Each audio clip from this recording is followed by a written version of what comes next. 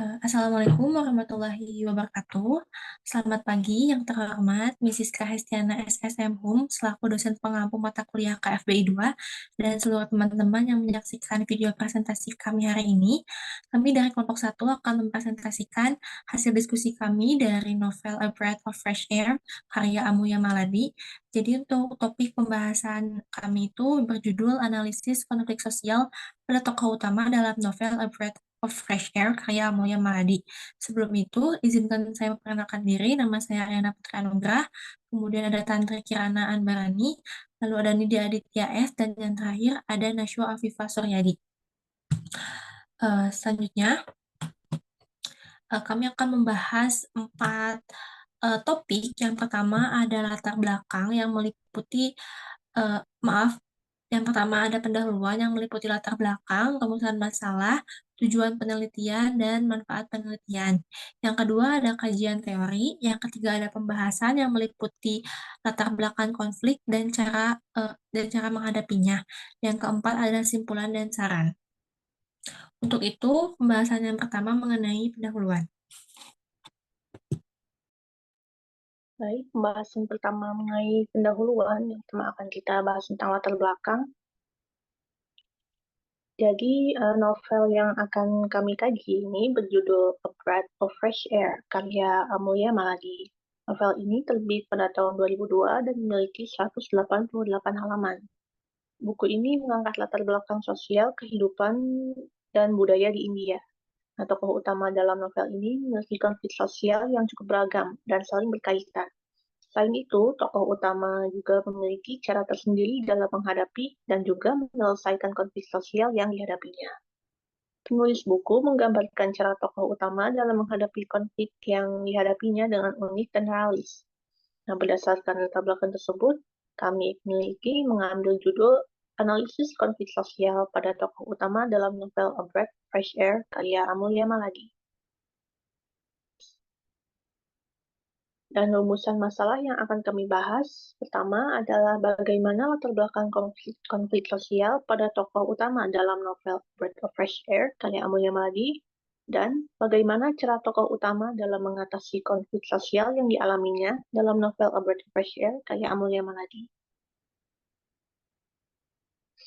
Dan tujuan penelitian ini yang pertama yaitu untuk mengetahui bentuk konflik yang dialami oleh tokoh utama dalam novel A Breath of Fresh Air karya Amelia Maladi. Yang kedua, mengetahui faktor yang melatar belakangi konflik sosial pada tokoh utama dalam novel A Breath of Fresh Air. Dan yang terakhir, untuk mengetahui cara tokoh utama dalam mengatasi konflik sosial yang dialaminya dalam novel A Breath of Fresh Air.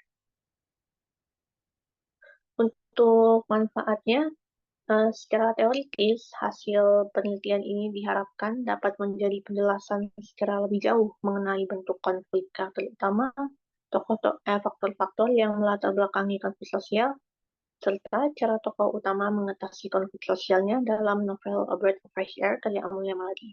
Dan untuk manfaat praktisnya, diharapkan penelitian ini dapat menjadi pembanding dengan penelitian lain dan menjadi motivasi dalam membuat ide gagasan baru untuk penelitian selanjutnya. Serta diharapkan penelitian ini dapat menambah kesadaran untuk lebih mencintai karya sastra.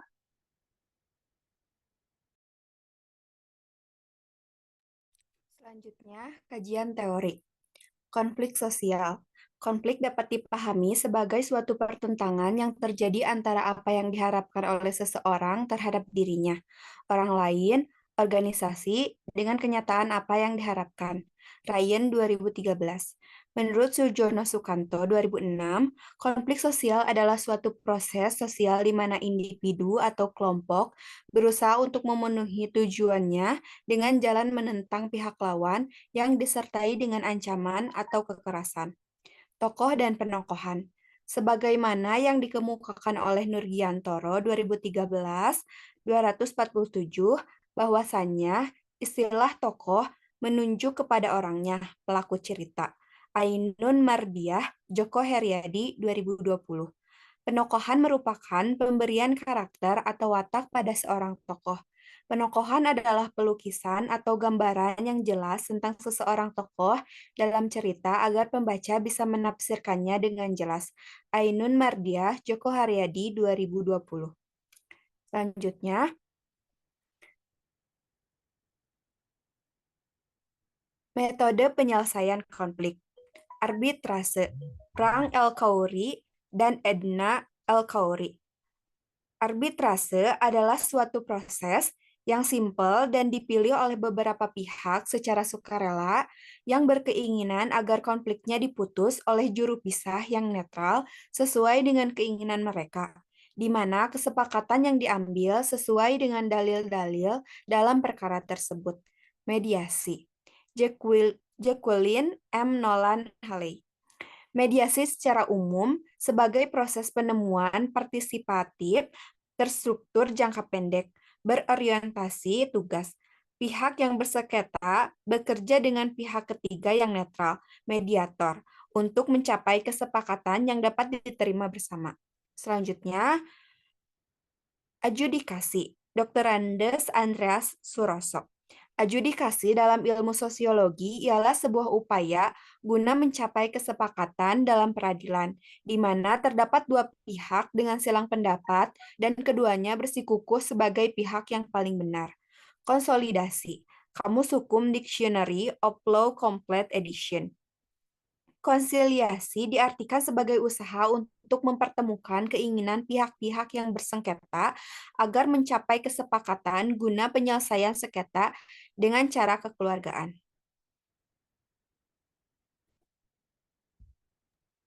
Baik, untuk selanjutnya itu masuk ke bab 3 yaitu pembahasan. Jadi untuk bab 3 ini kita akan membahas mengenai konflik sosial yang terdapat dalam novel A Breath of Fresh Air karya Amoya Maladi. Untuk konflik yang pertama itu ada di tragedi Gas Bopal. Jadi konflik ini dimulai di awal cerita saat Anjali sedang menunggu suaminya di stasiun. Kemudian dengan tiba-tiba gas menyebar dengan cepat membuat tragedi mengerikan di Bopal.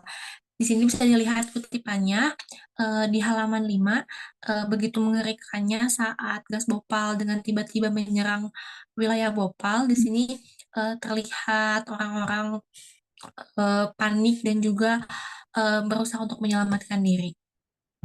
Selanjutnya untuk penyelesaian konflik dalam konflik gas Bopal di sini, Anjali mendapatkan pertolongan karena pengemudi jeep itu mengetahui bahwa Anjali adalah istri seorang perwira tentara. Maka Anjali pun dapat diselamatkan. Metode penyelesaian konflik ini menggunakan metode konsoliasi yang dimana memerlukan orang ketiga untuk menyelesaikan masalah tersebut. Di sini bisa dilihat kutipannya pada halaman 15. Jadi saat Anjali sudah terjebak di tengah-tengah kerumunan orang yang terkena gas bopal, dia melihat ada sebuah mobil jeep yang dikendarai oleh para tentara dan mereka itu mengetahui bahwa Anjali itu adalah istri dari Prakas, jadi mereka mengutamakan untuk menolong Anjali terlebih dahulu. Di sini kutipannya halaman 15. Selanjutnya konflik mengenai Anjali bercerai dengan Prakas. Di sini ada 3 latar belakang yang mempengaruhi perceraian antara Anjali dan Prakas. Kita bahas satu persatu. Yang pertama, Prakas bertingkah kasar. Di sini kutipannya ada di halaman 115 yang menyatakan bahwa saat Anjali mengeluarkan statementnya bahwa Prakas sudah berselingkuh dengan Bella, di sini Prakas mengelak dengan cara menampar Anjali. Di sini sudah memperkuat bahwa Prakas adalah seorang pria yang kasar dan ini dapat mempengaruhi perceraian Anjali. Yang kedua itu Prakas berselingkuh. Di sini sudah sangat jelas bahwa ini faktor utama perceraian antara Anjali dengan Prakas. Jadi di sini Anjali dapat mengetahui suaminya berselingkuh itu diberitahu oleh Ibu Dahliwal saat di rumahnya Hajrot saat terjadi musibah di sana. Di sini kutipannya ada di halaman 112. Dan untuk yang ketiga itu Prakas tidak menjemput Anjali di stasiun. Sebenarnya ini bukan sebagai konflik utama, namun di sini berpengaruh juga. Di sini Prakas tidak menjemput Anjali di stasiun, padahal di statement Anjali mengatakan di halaman 11 bahwa Prakas mengetahui jadwal kepulangan Anjali, yang berarti Prakas dengan sengaja tidak menjemput Anjali dan di statement Prakas itu mengatakan bahwa Prakas sedang bermalam dengan Bella. Kemudian untuk sistem penyelesaian konflik perceraian antara Anjali dengan Prakas, yaitu dengan berpisah. Anjali mengajukan gugatan cerai melalui pengacaranya. Metode yang digunakan dalam penyelesaian konflik ini yaitu adjudikasi, yaitu menyelesaikan masalah melalui pengadilan. Di sini ada kutipan dialog antara Anjali dan juga Prakas. Jadi di halaman 119 yang dimana Anjali itu sudah dalam keadaan sakit, dirawat di rumah sakit karena tragedi gas bopal. Dia meminta pengacaranya untuk mengajukan gugatan cerai kepada Prakas. Selanjutnya ada permasalahan Anjali dengan Sandip. Sandip di sini adalah suami dari Anjali. Jadi Sandip merasa Anjali tidaklah membenci Prakas karena dia masih dihantui rasa menyesal telah bercerai dengan Prakas karena pada statement sebelumnya di sini Anjali eh, mendesak Sandip untuk membenci Prakas. Namun di sini Prakas memiliki statement lain bahwa dia beranggapan Anjali tidaklah benar-benar membenci Prakas, melainkan dia dihantui rasa bersalah. Di sini kutipannya ada di halaman 117. Di sini Prakas mengatakan bahwa you have always been fascinated with him, and ever since you saw him again, I feel like you have been wondering if maybe life with him would have been better than what you have with me. Jadi di sini Sandeep membandingkan bahwa Anjali tidaklah benar-benar bahagia dengannya. Jadi Sandeep merasa dirinya dibandingkan dengan Prakas. Bentuk penyelesaian konflik ini menggunakan konsoliator, yaitu Sandi berperan sebagai pencari jalan keluar. Nah, meskipun konflik ini Sandi berperan sebagai pencari jalan keluar, tapi di sini tuh sebelumnya dia memiliki emosi yang meluap juga, tapi dia bisa menyelesaikan masalah ini dengan bijaksana. Di sini bisa dilihat di kutipannya di halaman 149 saat Sandip mengatakan I challenge him, Sandip pulled me into his arm and kissed me. Di sini membuktikan bahwa Sandip itu sudah memaafkan dan luluh hatinya. Selanjutnya ini masih sama permasalahan penyelesaian konflik yang tadi. Lalu permasalahan antara Anjali dan Komal. Perlu diketahui Komal ini adalah adik dari Sandip, yang berarti dia ini adalah adik iparnya Anjali. Jadi Komal ini memang memiliki tabiat yang sering mengomel. Hal ini disebabkan Komal adalah seorang janda dan sehari-hari dikurung dengan Amar, sehingga membuat Komal dan Anjali kerap kali bertengkar karena Komal tidak menyukai Anjali hadir dari bagian keluarganya. Di sini untuk statement yang Komal tidak menyukai Anjali hadir menjadi bagiannya itu ada di halaman 21.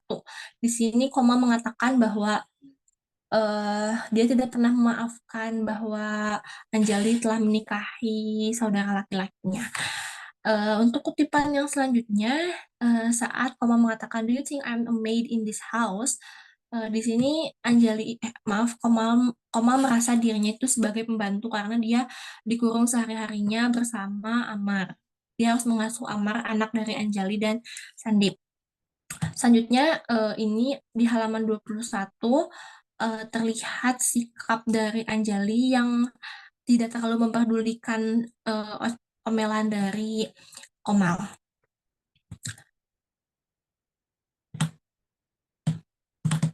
Selanjutnya bentuk penyelesaian konflik antara Anjali dan juga Komal ini dengan cara Anjali kerap kali tidak menghiraukan atau menanggapi omelan dari Komal, sehingga konflik sosial ini diselesaikan dengan metode konsoliator, yang berarti ada seorang yang berperan sebagai pencari jalan keluar. Nah, di sini itu Anjali sudah mengetahui tabiat dari adik iparnya itu, maka Anjali bersikap sewajarnya dan dia tidak terlalu menanggapi omelan dari Komal, sehingga dia di sini perannya sebagai konsoliator. Di sini ada di halaman 22 contoh kutipannya. Di sini kasusnya Anjali sedang memasak. I made my silence and pulled out the wooden cutting board and knife. Jadi di sini Anjali tidak menghiraukan, dia fokus kepada kegiatan yang sedang dia lakukan. Selanjutnya permasalahan antara Anjali dengan Hajrot. Hajrot ini adalah sahabat dari Anjali. Jadi Anjali sempat terlibat konflik dengan Hajrot karena perbedaan kepercayaan antara Hindu dan Sikh. Mereka sedang mendengarkan di radio, lalu mendengar berita bahwa Indira Gandhi yang dibunuh oleh pengawas Sikh. Di sini ada kutipannya di halaman 108. Di sini eh, pernyataan dari Hajrot yang membuat Anjali itu kesal saat Anjali mendengar Hajrot mengatakan she was your leader not ours. Jadi eh, Hajrot itu merasa bahagia saat Indira Gandhi meninggal karena dia tidak merasa Indira Gandhi adalah pemimpin atau pahlawan bagi dia. Selanjutnya untuk penyelesaian konflik masalah Hajrot dengan Anjali ini menggunakan metode konsoliator yang berarti Anjali berperan sebagai penyelesai masalah karena mengalah di situasi ini. Yang membuat Anjali mengalah saat itu dia mengetahui Hajrot sedang mengalami musibah. Di sini bisa dilihat di halaman 110 saat Anjali mendatangi rumah Hajrot dan mengetahui Hajrot sedang terkena musibah. Selanjutnya, permasalahan Anjali dengan Prakas lagi. Di sini, saat Anjali membantu Hajrot selama beberapa hari di rumahnya saat dia sedang berduka, Prakas marah karena dia menganggap Anjali sudah membantu orang Sikh yang selama ini menertawakan kematian Indira. Jadi karena kasus sebelumnya itu orang Sikh berbahagia atas kematian orang Hindu, di sini karena musibahnya berbalik, namun Anjali tetap membantu temannya karena dia tidak membawa identitas agama, melainkan itu sebuah bentuk pertemanan. Di sini kutipannya ada di halaman 110 saat Prakas marah. Untuk penyelesaian konfliknya, Anjali melakukan apapun meskipun untuk membantah perintah suaminya, namun dia tetap menolong teman baiknya. Di sini kutipannya ada di halaman 110 yang mengatakan bahwa Anjali menentang eh, peraturan dari suaminya tersebut. Selanjutnya, saat konflik ini itu Prakas datang menemui Anjali dengan Sandip. Ini permasalahan antara Anjali dengan Prakas lagi. Saat Amar sedang sakit berat di rumah sakit, Prakas datang menemui Anjali dengan Sandip dan itu membuat Anjali semakin marah karena perlu diketahui untuk latar belakang masalah ini. eh, Amar, anak Anjali itu mengidap penyakit komplikasi dalam organ tubuhnya yang disebabkan Anjali pernah menghirup gas bopal. Nah, Anjali itu tetap bersikeras bahwa penyakit yang diderita Amar itu merupakan ulah dari Sandip karena saat itu Sandip tidak menjemput Anjali sehingga Anjali harus mengidap penyakit yang nantinya akan diturunkan kepada anaknya yaitu Amar. Di sini kutipannya ada dialog antara Prakas dan juga Anjali di halaman 156. Di sini Anjali sangat marah karena di sini ada saat Anjali mengatakan what you're doing here, sial. Jadi dia berteriak dan itu membuat pusat perhatian juga di rumah sakit. Di sini bisa dilihat dari perawatnya itu mulai notice dan menunjukkan ekspresi yang marah. Selanjutnya, penyelesaian konflik untuk masalah di rumah sakit ini dengan metode konsoliasi, maaf, yang berarti Sandip berperan sebagai orang ketiga dalam menyelesaikan konflik antara Prakas dengan istrinya Anjali. Jadi di sini karena Anjalinya itu sedang emosi, namun dia Sandip sebagai suami menengahi dengan cara menenangkan Anjali dan juga mengajak Prakas untuk pergi menghindari Anjali dengan cara sopan. Di sini kutipannya di halaman 156.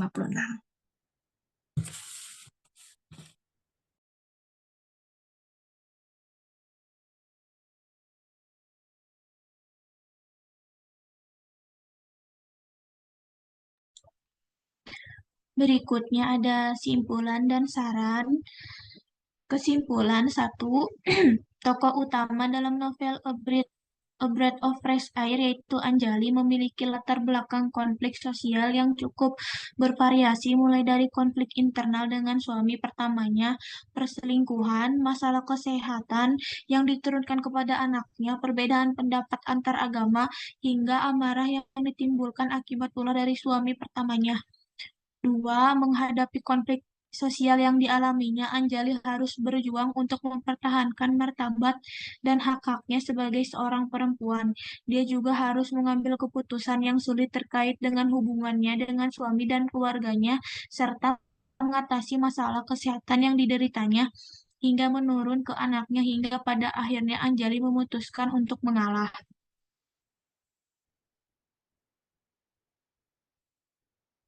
Saran, dalam keseluruhan cerita novel A Breath of Fresh Air berhasil menggambarkan konflik sosial yang kompleks yang dihadapi oleh tokoh utama dalam masyarakat India yang terkait dengan kasta gender dan kekerasan seksual. Kami selaku penulis menyarankan kepada para pembaca agar dapat lebih membuka pikiran terhadap segala konflik yang ada sehingga dapat menemukan metode yang tepat untuk menyelesaikan konflik-konflik sosial yang ada. Baik, sekian presentasi yang bisa kami sampaikan. Mohon maaf bila ada salah kata atau salah perbuatan. Billahi fisabilillah, wastabiqul khairat. Wassalamualaikum warahmatullahi wabarakatuh.